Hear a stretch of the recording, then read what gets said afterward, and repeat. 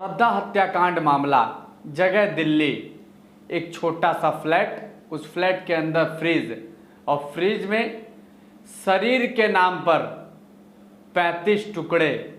श्रद्धा हत्याकांड मामला, जो किस तरीके से उसके शरीर को 35 टुकड़ों में काट के और कई हफ्तों तक फ्रिज में रखा गया था, और उस फ्रिज में उस टुकड़ों को निकाल कर जगह जगह फेंका जाता था। किस तरीके से उसके साथ वो सुलूक किया गया, जो कि जानवरों के साथ भी नहीं किया जाता है।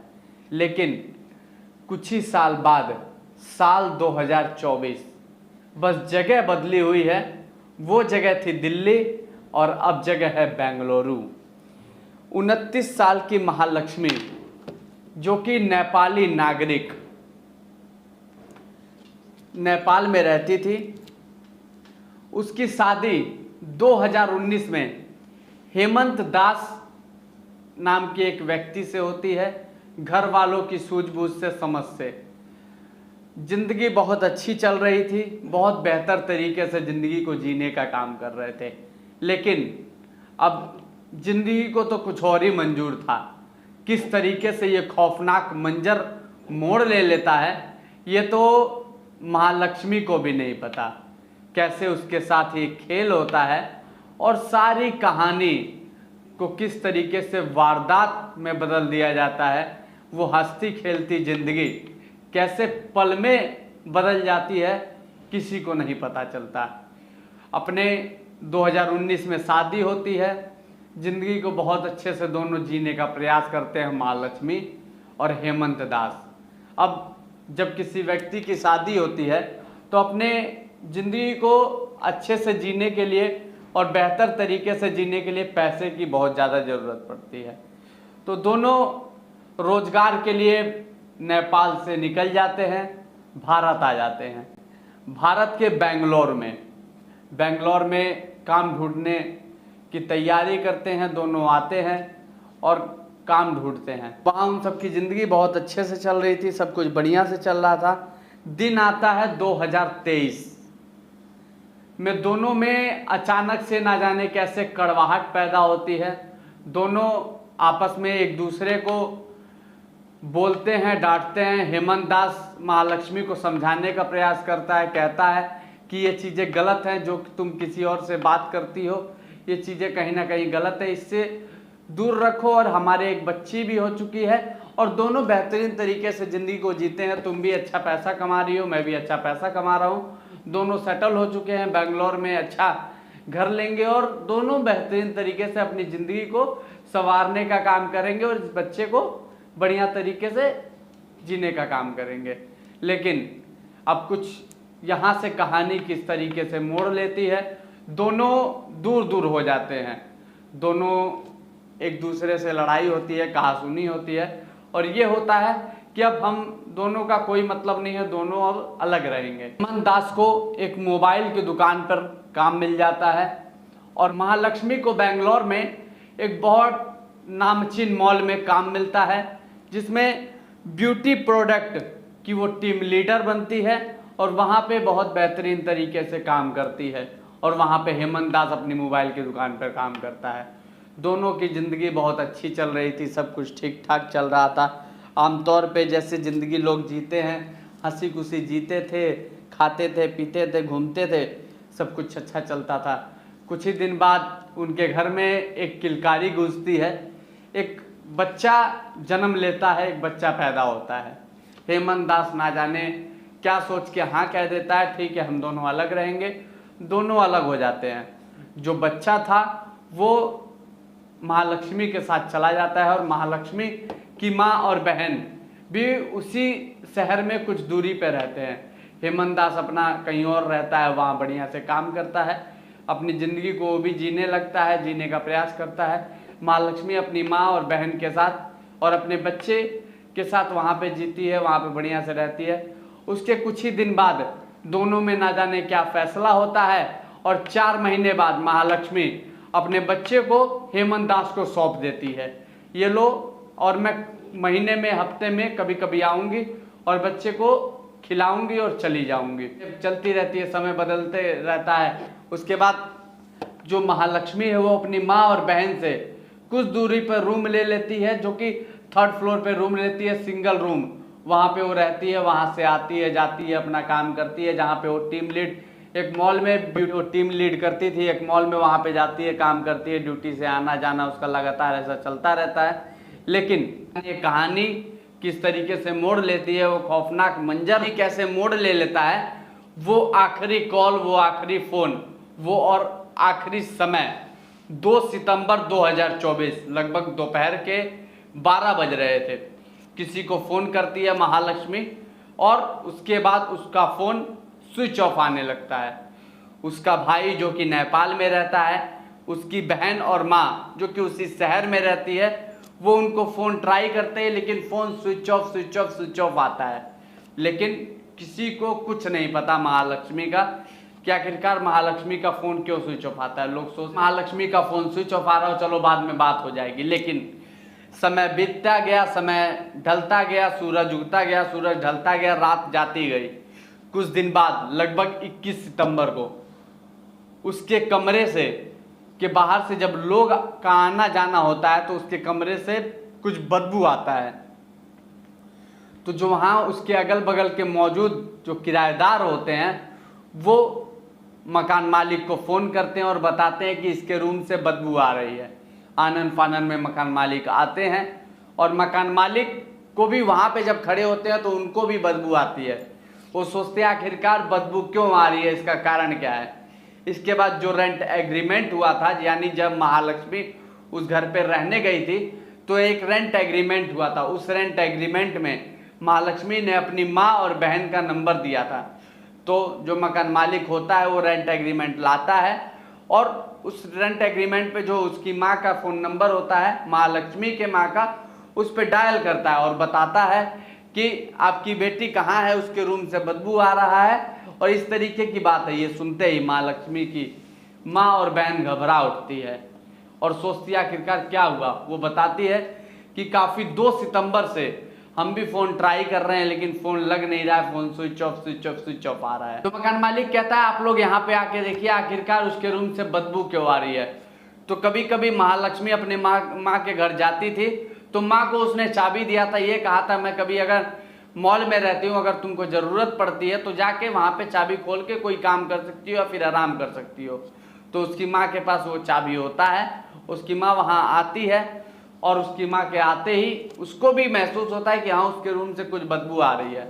लेकिन लोगों ने ये नहीं सोचा था कि आखिरकार इस रूम से बदबू क्यों आ रही है।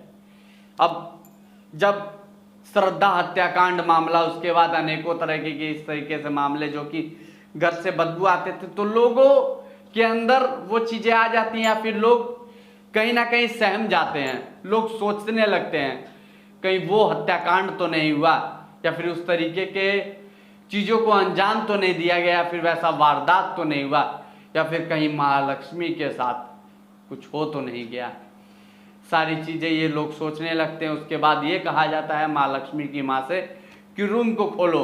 रूम को जैसे खोलते हैं वैसे रूम से इतनी ज़ोरदार बदबू कि वहाँ पे कोई नहीं खड़ा हो सकता था। लेकिन किसी तरीके से हिम्मत बना के वहाँ का लाइट, रूम का लाइट जलाया जाता है और लोग अंदर जाने का प्रयास करते हैं। जैसे ही अंदर जाते हैं वैसे ही किचन के सामने खून, कुछ लिक्विड पदार्थ और कीड़े वहाँ पे लगे होते हैं। बदबू की वजह से लोग वहाँ रुकते नहीं हैं, तुरंत दरवाज़ा बंद कर दिया जाता है। इतने में जो मकान मालिक था वो भी डर जाता है, सहम जाता है और सोचने लगता है कि आखिरकार ये क्या हुआ, क्यों इस रूम से बदबू आ रही है और आखिरकार खून यहाँ क्यों गिरा है और इतने कीड़े क्यों लग रहे हैं। उसके बाद मकान मालिक तुरंत पुलिस वालों को फ़ोन करता है। 10 मिनट के आगे पीछे पुलिस बल आती है वहाँ पे और पुलिस भी वहाँ खड़ी होती है। तो उनको भी महसूस होता है कि आखिरकार कुछ ना कोई ना बात है, इसलिए रूम से इतनी गंदी बदबू आ रही है। पुलिस वाले ताला खोलते हैं और ताला खोलते ही फिर वही बदबू, इतनी ज़ोरदार बदबू कि वहाँ पे कोई खड़ा नहीं हो सकता। लेकिन पुलिस वाले हिम्मत करके लाइट जलाते हैं और उस घर के अंदर दाखिल होते हैं।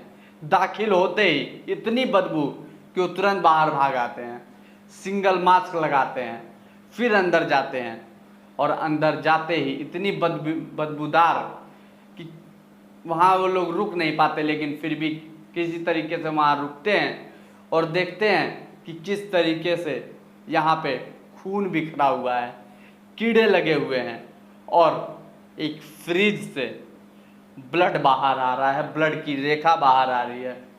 अब जरा सोचिए वो मंजर कैसा होगा जब पुलिस वाले और उसकी माँ बहन और वो जो मकान मालिक वो देख रहा होगा। कहीं महालक्ष्मी की हत्या तो नहीं हो गई? आखिरकार ये क्या है जो फ्रिज से लकीरें निकल रही हैं? कहीं जो आपके जहन में चल रहा है वही तो सच नहीं है कि आखिरकार किस तरीके से यहाँ से खून की लहरें बाहर निकल रही हैं। उसके बाद पुलिस वाले फिर नहीं रुकते हैं, फिर पुलिस वाले बाहर आते हैं, फिर डबल मास्क लगाते हैं, फिर अंदर जाते हैं। अंदर जाके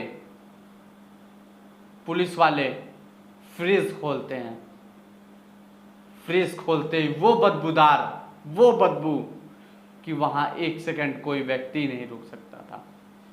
फिर बाहर आते हैं, फिर 3 मास्क लगाते हैं, फिर उसके बाद पुलिस वाले पूछते हैं, फिर फ्रिज को खोलते हैं तो सबसे ऊपर वाले में 2 टांग, बीच वाले में शरीर के टुकड़े टुकड़े और सबसे नीचे गर्दन रखी होती है। अब इतना लोग देखते ही सहम उठते हैं। अब जिस रूम में महालक्ष्मी रहती थी उस रूम में खून के इस तरीके से धारा और फ्रीज में 30 टुकड़े, जो कि पैर ऊपर वाले में, बीच वाले हिस्से में शरीर के टुकड़े और सबसे नीचे गर्दन। उतने में महालक्ष्मी का भाई भी गांव से आ जाता है। पुलिस वाले छानबीन करते हैं, तुरंत फॉरेंसिक टीम को बुलाई जाती है। वहाँ फॉरेंसिक टीम देखती है, लेकिन फिर भी जो टुकड़े थे उसको पुलिस वाले नहीं उठा पाते। तुरंत और अस्पताल से 2 लोगों को बुलाया जाता है और वो 2 लोग उस टुकड़ों को उठाते हैं और उसको इकट्ठा करते हैं। फॉरेंसिक टीम लेके जाती है, फिर उसकी जांच करती है। लेकिन आपके जहन में सवाल उठ रहा होगा, जैसे दिल्ली में श्रद्धा हत्याकांड हुआ था जिसके लगभग 35 टुकड़े फ्रिज में पाए गए थे, उसी तरीके से महालक्ष्मी का भी ये हाल हुआ। अब जब पुलिस वाले छानबीन करते हैं तो रूम में जाते हैं और देखते हैं कि जो फ़ोन महालक्ष्मी यूज़ करती है वो फ़ोन स्विच ऑफ पड़ा होता है उसी रूम में। उसके बाद जांचने का प्रयास करते हैं, लेकिन कोई बहुत बड़ी कॉलोनी या फिर कोई हाईटेक जगह नहीं था जहां पे सीसीटीवी कैमरा लगा हो। पुलिस वाले बहुत छानबीन करते हैं, लेकिन वहां उस लाश के टुकड़े, फ्रिज और वो कीड़े, उसके अलावा वहां उनको कुछ नहीं मिलता। आखिरकार जो हेमंत दास या फिर जिस लड़के की वजह से इस लड़की की लड़ाई हुई थी महालक्ष्मी की, कहीं वो तो कातिल नहीं है, या फिर हेमंत दास तो कातिल नहीं है, या फिर कोई और कातिल है। ये कहानी किस तरीके से यहाँ मोड़ ले लेती है, ये कहानी किस तरीके से वारदात में तब्दील हो जाती है, कहीं ना कहीं सोचने वाला मंजर है। कहीं ना कहीं ये सोचने पे मजबूर कर देता है कि आखिरकार महालक्ष्मी के 30 टुकड़े फ्रिज में करके किसने डाले। उस रूम में सामान भी बिखरा हुआ मिलता है, तो हालांकि जोर ज़बरदस्ती तो की गई है, उसको किस तरीके से काटा गया है और फ्रिज में रखा गया है, ये कहानी पूरी तरीके से वारदात में बदल जाती है। दिल्ली में श्रद्धा हत्याकांड मामला, बेंगलुरु में महालक्ष्मी जो कि नेपाल की रहने वाली थी, अपने ज़िंदगी को बेहतरीन तरीके से यहाँ जीने आई थी। हेमंत दास के साथ 2019 में शादी होती है, कुछ दिन बाद एक बच्चे होते हैं। अपने ज़िंदगी को सिक्योर करने के लिए वो भारत लौटते हैं। हेमंत दास मोबाइल की दुकान पे काम करने लगता है, ये ये टीम लीड करने लगती है किसी ब्यूटी कंपनी का। दोनों की ज़िंदगी चलती है, लेकिन किस तरीके से लड़ाई होता है। और ये सुनने में आता है हेमंत दास को किसी और लड़के के साथ इसका अफेयर चल रहा था, इसलिए दोनों में लड़ाई होता है और दोनों दूर हो जाते हैं। बच्चे को कुछ दिन बाद सौंप देती है और अपने अलग मकान ले लेती है। कहीं हेमंत दास या फिर जो इसके साथ लड़का था, कहीं वो तो कातिल नहीं है। जब इसको लेकर वहाँ के कमिश्नर ने बताया तो उन्होंने सिर्फ यही कहा कि अभी ज़्यादा कुछ चीज़ें नहीं पता लग पाई हैं, सिर्फ इतनी चीज़ें ही पता लग पाई हैं, और जैसे ही पता लगती है वैसे हम आपके सामने सारी बातें रखने का प्रयास करेंगे। हालांकि आप क्या सोच रहे हैं इस कहानी को सोचकर, आपको एक कहानी इसी तरीके की अगर चीज़ें समझनी है और देखनी है और सुननी है ताकि आप अपने आप को और भी बढ़िया तरीके से सिक्योर रख सकें, तो हमें कमेंट सेक्शन में ज़रूर बताइएगा। बाकी आपकी क्या राय है ये भी कमेंट सेक्शन में ज़रूर बताइएगा।